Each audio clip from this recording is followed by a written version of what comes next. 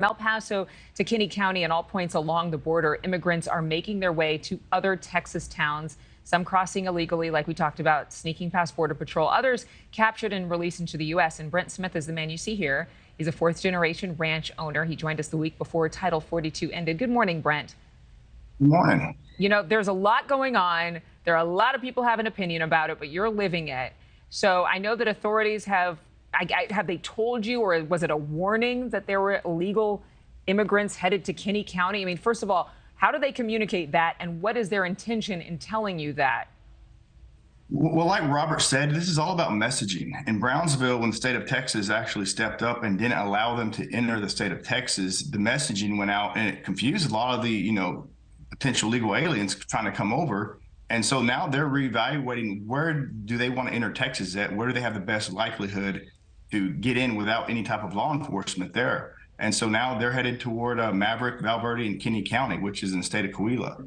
But, the state of Texas has stepped up and not allowing them to come in. And so now you have two different messages going out to all the immigrants trying to get in illegally. And so now that I think that's kind of caused a pause in the traffic coming through. But like you said, we still have thousands each day. But the surge of them that we were expecting after Title 42, I think, has been postponed because the state of Texas is stepping up. Well, and for those watching, there might be some who are offended at the term illegal aliens. I've had people on before who've said it, so it doesn't offend some people. Some people take umbrage over it. Then there's the messaging that, oh, this is xenophobic because we're not allowing people to come in. But what you're saying is that you're actually alerted because they may, I don't know, do damage to your property, as you saw thousands of dollars worth of damage to your ranch. Well, there's not a may about it. They do. We've had damage to our property, our water infrastructure, our fences lines, our livestock, our houses, our vehicles. I mean, I could go on. There's no may about it. We do sustain damage. People are put in danger every day. We can't even let, children go outside and play by themselves during the day or at night, obviously.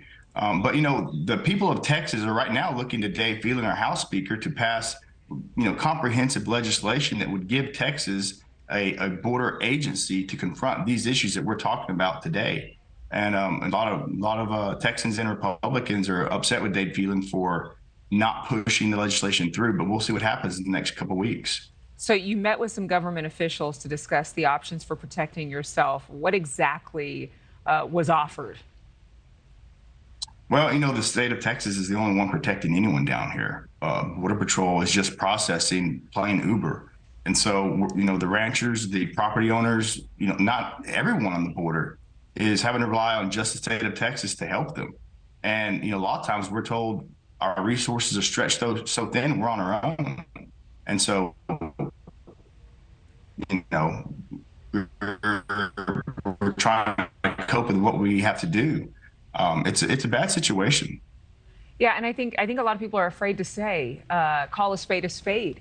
There are a lot of people who are coming through who are not doing damage to people's property, but then there are some who are certainly doing that damage. And we want to thank Brent Smith, fourth-generation rancher, for speaking to us this morning. Thank you for watching. Go to newsnationnow.com to find NewsNation on your television provider. And don't forget to click the red subscribe button below to get more of NewsNation's fact-driven, unbiased coverage.